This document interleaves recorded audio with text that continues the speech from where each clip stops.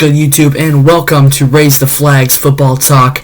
I'm Ellington Baker, and today we're going to be talking about the Arena Football 1 and predicting how the 2025 AF1 season will go, along with going over the history of the Arena Football League. So that is what we're going to be doing today. I'm assuming that if you are familiar with YouTube that you know that I'm going to want you to like and subscribe, so I'm not going to tell you like every other YouTuber will. Just do it.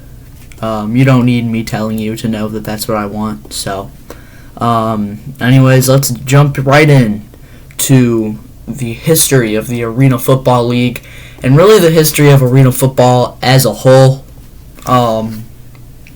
And it dates back to 1981 when Jim Foster, who was attending a indoor soccer game at Madison Square Garden, he wondered if you could play football under the same conditions as soccer. He pulled out an envelope and began drawing a 50-yard field on it, which became the plans for the first ever arena football field. He was working for the NFL at the time, and shortly after this, his arena football plans would be put on pause as he would leave the NFL to work for the USFL in 1982. But once the USFL went out of business, Foster was free to go back to working on his plans for arena football, and that led to the Arena Football League being founded in 1986 by Foster. The league had 4 teams in its inaugural season in 1987, with those teams being the Chicago Bruisers, the Pittsburgh Gladiators, the Denver Dynamite, and the Washington Commandos. And the Dynamite won the inaugural Arena Bowl over the Gladiators. And after this, the Arena Bowl title would shift around a couple times. The Dynamite won a title. I'm pretty sure the Bruisers won a title or two. But soon, joining the league in I think it might have been 98 or 88 actually. The Detroit Drive would win the Arena Bowl. And they would win the Arena Bowl. They joined the league, and they won the Arena Bowl every year they didn't win the Arena Bowl every year. Oh my goodness, I cannot talk today. But they would play in the Arena Bowl in every year of their Detroit tenure.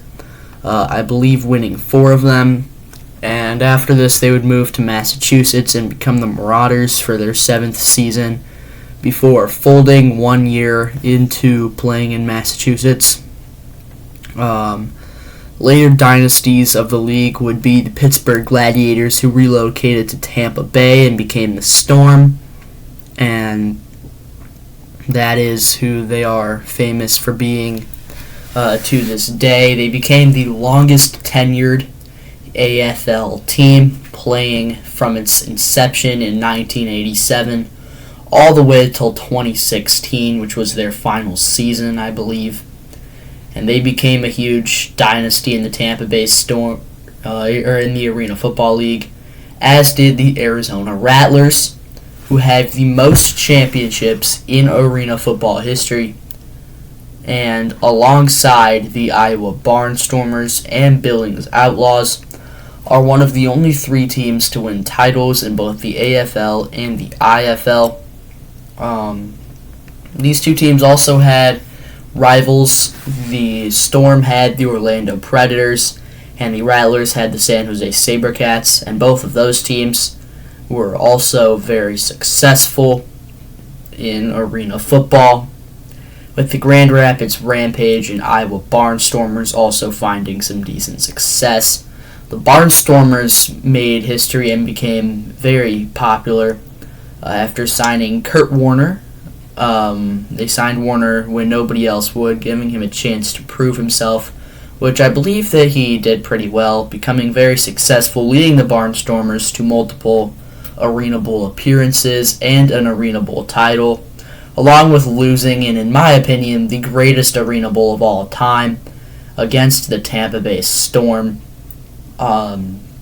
which is one of the greatest football games ever played, in my opinion. It was a very good game, and I was pretty happy with the outcome, being a Tampa Bay fan. But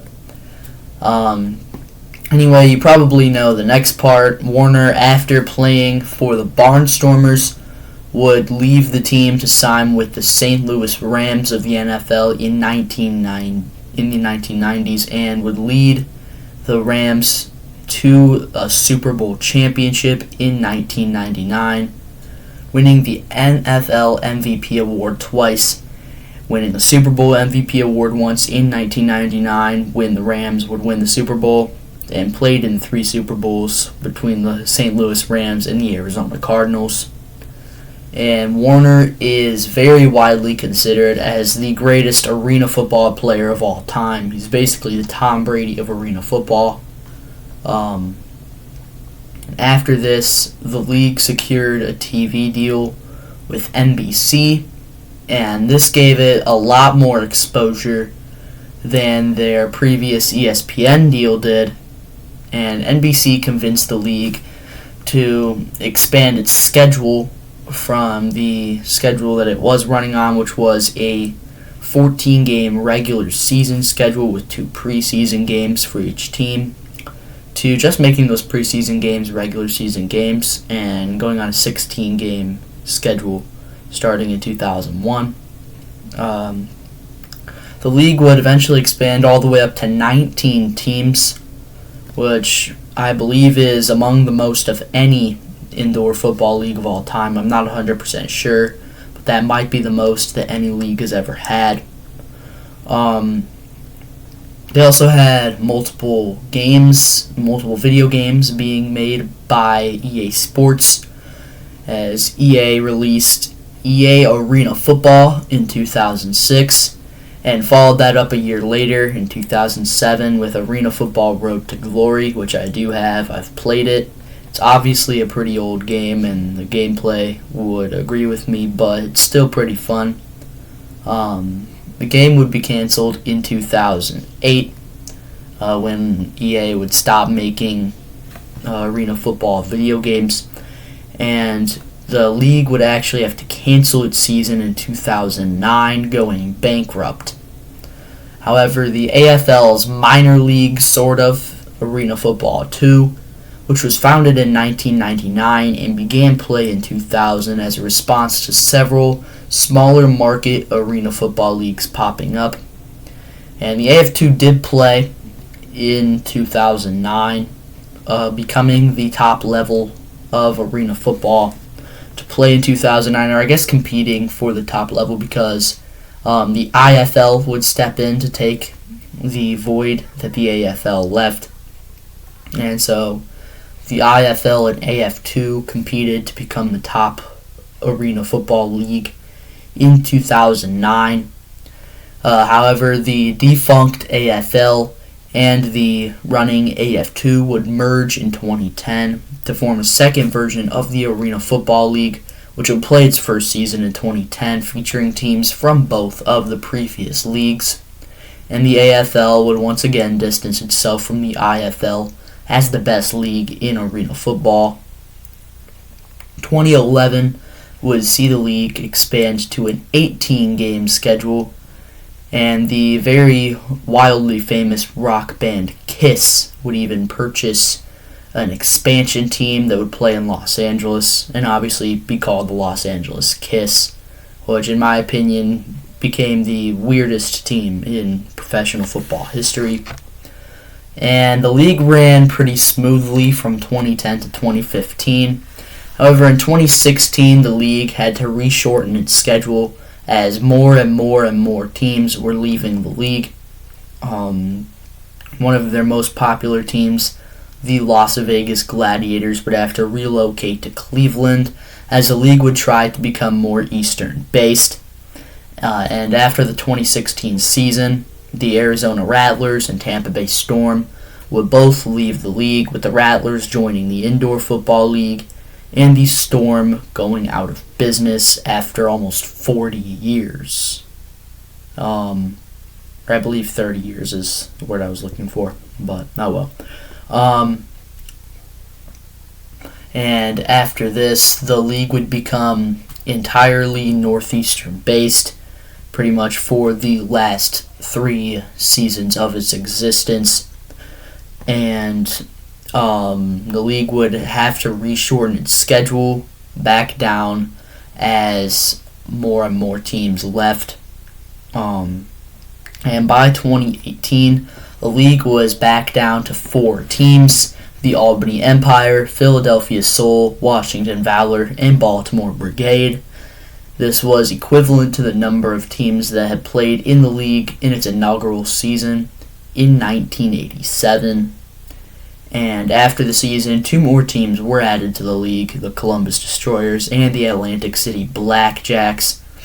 However, each of these teams would only play 1 season with the league in 2019, because after the 2019 season, the AFL filed for Chapter 7 bankruptcy after over 30 years, 32 seasons to be exact, with the Albany Empire knocking off the Philadelphia Soul in what appeared to be the final Arena Bowl. And after that, that was the end of the Arena Football League. Or so we thought. Because in 2023, rumors began to circulate that the league was going to be returning for a 2024 season. And these rumors would eventually be proved true. And Lee Hutton, the new owner of the Arena Football League, announced the league's return and that the league would field 16 teams for the 2024 season. This number would later be increased to 20 and then decreased back to 16. And even in its off-season, the league was showing signs of instability, announcing several markets for teams before those markets were even contacted about having a team, and announcing the Chicago Rush for the 2024 season, but the Rush would never play another snap in the AFL. However, the league would kick off its season in March of 2024 with 16 teams. However, the league under Hutton would be an absolute mess. 7 out of the 16 teams folded under Hutton's leadership, and the league had to readjust several times to all of this before Hutton was eventually forced to step down from the league, and Jeff Fisher would take over as the league's president, and they would only lose 1 more team throughout the season, that being the West Texas Desert Hawks. They would manage to finish the season with 8 teams, and 6 of those 8 teams would make the playoffs, with the Wichita Regulators and Washington Wolfpack being absolutely terrible and thus missing out on the playoffs. Eventually, the Billings Outlaws would defeat the Albany Firebirds in Arena Bowl 33, and the 8 remaining AFL franchises would leave the league to form Arena Football 1, with the Corpus Christi Tritons, Wilkes-Barre Mavericks, Oregon Thunder, Stockton Crusaders, Monterey Kings, and Arizona Bandits also announced to be joining those teams in the league. However, the Kings, Crusaders, and Regulators would all inform the league that they would have to push back their entry into the AF1 until 2026, and the Mavericks would withdraw from the AF1, folding, and I believe the reason that the Mavericks would fold would be because they did not have sponsorship. They didn't have enough sponsors, I believe is the reason, and so they didn't have the financial support to start the season. The AF1 announced TV deals to air 1 game of the week on Vice Sports every week, and every other AF1 game will be on Evergreen Now. I've never heard of any of these streaming services, but I'm probably going to look into them. And the AF1 is now planning to carry forward with 10 teams for a 2025 season set to start on March 8th with a game between the Orlando Predators and the Southwest Kansas Storm. And these 10 teams will be playing across 3 divisions. So here are my official predictions for the 2025 Arena Football 1 standings, and I'm also going to be starting to predict how the playoff bracket will look, predicting all of the seedings, who's going to play who in each round, who's going to win each round. So yeah, starting with the East Division, we have 3 teams in this division: the Firebirds, Predators, and the Nashville Cats. The Predators and the Cats are 2 of the longest running teams in arena football history, with the Predators being the oldest current arena football team. But my predictions for these standings are: in first, the Albany Firebirds. The city of Albany just does arena football like no other city can. The city is very dominant from having the Albany Empire in the Arena Football League and the National Arena League in the 2010s and the early 2020s, before Antonio Brown carried himself like an absolute idiot and got the Empire kicked out of the NAL, but we're not going to get into that. And the Firebirds would carry on the dominant tradition of Albany Arena football in 2024, going all the way to the Arena Bowl before getting defeated by the Billings Outlaws. So, I believe that they are going to continue their winning ways and their city's winning ways by placing first in this division. And second, I have the Orlando Predators. They had a lot of success last season. They did get upset by the Cats in the first round of the 2024 AFL playoffs, but that was a fluke. And I believe that the Predators, despite having a very, very tough schedule, I believe they play 8, 9, or 10 games, something like that, but they only have like 4 or 5 teams on the schedule. And they do have 3 games against the Firebirds and 2 games against the Outlaws, which is very likely the toughest schedule in Arena Football 1, so that's unfortunate. But I think the Predators are going to be able to push through this, win a few of those games, maybe not finish above the Outlaws or the Firebirds in the standings, but still, in my predictions, I have the Predators finishing second and earning a wild card slot. And in third, I have the Nashville Cats, just barely missing out on one of the wild card spots.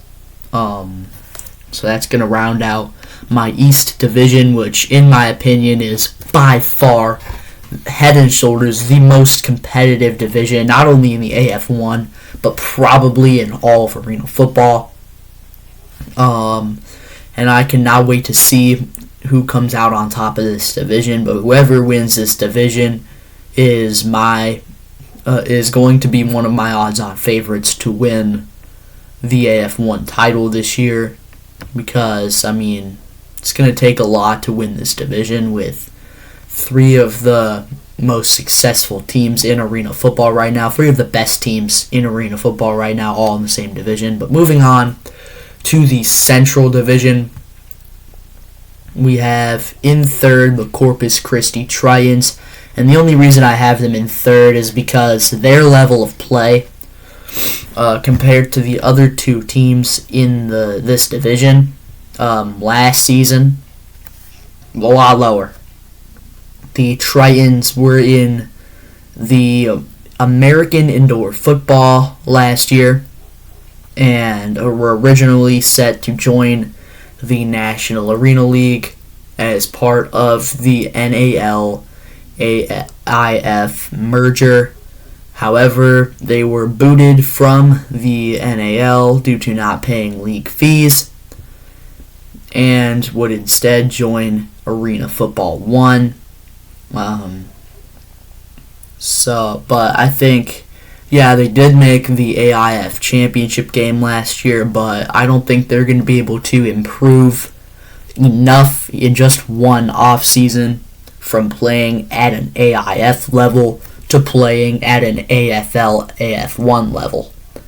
And so because of this, my prediction is that they're going to have a pretty rough season in 2025, but by 2027, 2028, 2029, they are going to be one of the league powers.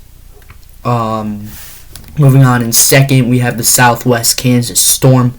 This is a very, very successful team last year.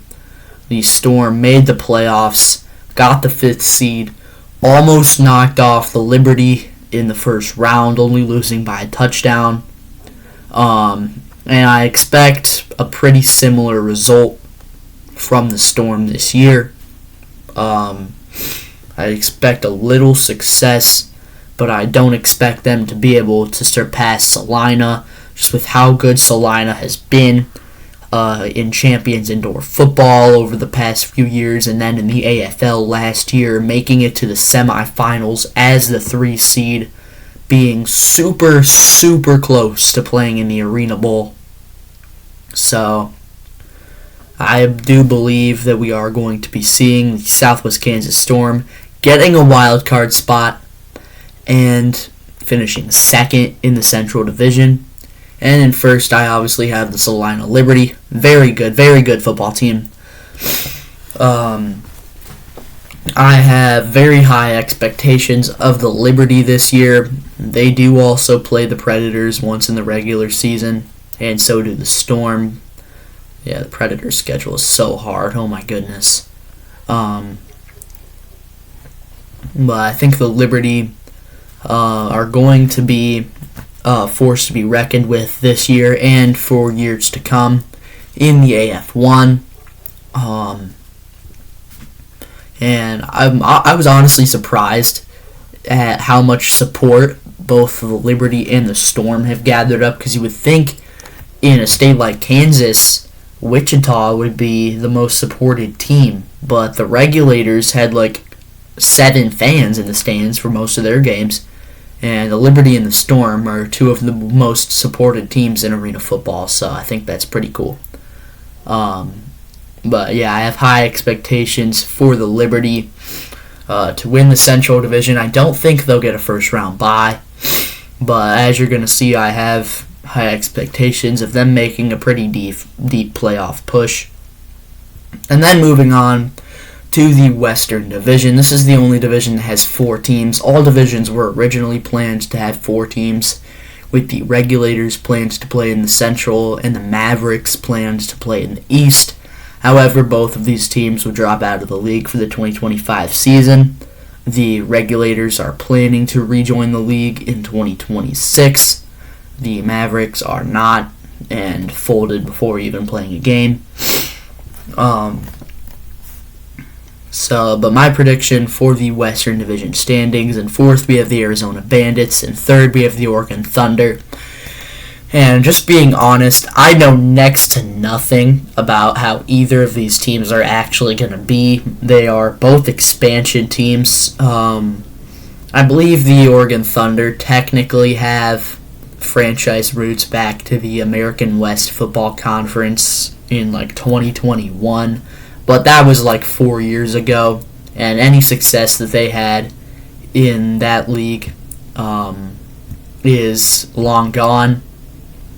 I don't even know if they were successful in that league. I couldn't tell you any other teams that played in the American West Football Conference. But So I expect the Thunder to be a little bit better than the Storm just because they have a little bit more history, and I'm assuming they've been playing as an independent for a couple years, but I don't know. They could have been defunct. I don't know. But yeah, I don't expect the Thunder or the Bandits to be very competitive in these first couple seasons as an expansion team, especially when they have to deal with the Billings Outlaws in their division, but we'll get to that in a minute. But in second in this division, I have the Washington Wolfpack, and I actually have them making the playoffs, which might come as a little bit of a surprise, seeing that they only won 1 or 2 games last year. But they do have a pretty easy schedule, having multiple games against both the Thunder and the Bandits. And I think just because of who's in their division, yes, this is the biggest division, but I believe it's going to be the least competitive division in the AF1 in 2025. And I have the Wolfpack getting second and barely edging out the Nashville Cats for a playoff spot for the 6th seed. Just due to the fact that the Cats are probably going to have to play a lot tougher teams than the Wolfpack are. I haven't inspected the Wolfpack and the Cats schedule a ton, but I'm assuming that there's going to be at least 4 or 5 games against the Thunder and Bandits for the Wolfpack. So, yeah, if the Wolfpack don't get second, I'm going to be kind of disappointed in them. But anyway, moving on. The number 1 team in the West, and my prediction for the number 1 seed in Arena Football 1, the defending, the reigning Arena Bowl champion Billings Outlaws, and one of the most storied franchises in Arena Football history. They've won titles in the IFL. They've won the AFL title last year. They've won titles in the CIF. And I think that they are going to be the best team by far in this regular season, win the West Division, get the number 1 seed, get that bye through the first round of the playoffs. But speaking of the playoffs, let's get into that right now. The AF1's current playoff format, assuming that we're not going to see more teams dropping out, and this year isn't going to be reminiscent of last season in the AFL, where half of the league folds during the season, which I really hope doesn't happen. You're going to be seeing 6 teams in the playoffs, the winners of each 3 divisions. So in my predictions, the Firebirds, Liberty, and Outlaws, and 3 wild card teams. Now this doesn't matter towards like divisions. It's not the top 2 in each division. There can be multiple wildcard teams from the same division, which means we could technically see the entire East Division, which I think is pretty likely, or the entire Central Division, which I think is a little less likely but still possible, make the playoffs due to the wildcard system. However, I don't think that's going to happen because over half of the games that each of these teams are going to play is against a division opponent. And so with that, I believe that we're not going to see 3 teams per division becoming very successful. I think that the only format of a division where that would be possible is when it's not the entire division, which would be the West Division format, but I don't think that the Thunder or the Bandits are ready to compete for an AF1 title just yet. So I have 2 teams in each division making it, because I also have the Predators, Storm, and Wolfpack, all division runner-ups, all making the playoffs. So in the first seed, I have obviously the Billings Outlaws. I already said that. My second seed is the Albany Firebirds. My third seed is the Salina Liberty. In fourth, I have the Orlando Predators. In fifth, I have the Southwest Kansas Storm. And in sixth, I have the Washington Wolfpack. Barely beating the Cats for a playoff spot because the Cats are going to have to play both the Firebirds and the Predators multiple times. which is going to be very tough. Although I could easily see the Cats actually finishing ahead of the Predators, because for whatever reason, the Predators have to play 3 more games against Firebirds, 2 games against the Outlaws, and a game against the Liberty. I don't know who approved this. I don't know who thought that that was a good idea.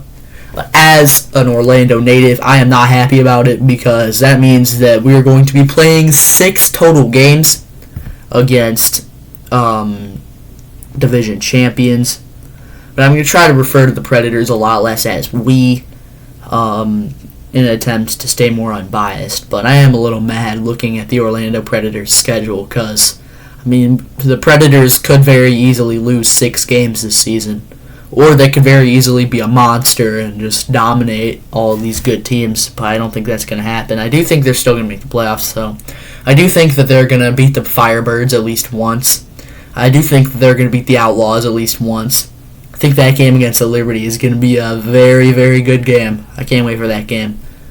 And they also have to play the Storm multiple times and the Cats multiple times. So, very tough schedule. Very tough schedule. But I think they can beat the Storm. I think they can beat the Cats. So, then in the playoffs, I have the Salina Liberty beating the Washington Wolfpack in the first round. I also have the Orlando Predators knocking off the Southwest Kansas Storm in the first round. I don't really have any upsets there. I do think that Salina, Orlando, Billings, and Albany are by far the 4 best teams in the league. I believe that these 4 teams are just head and shoulders above the rest of the AF1 right now.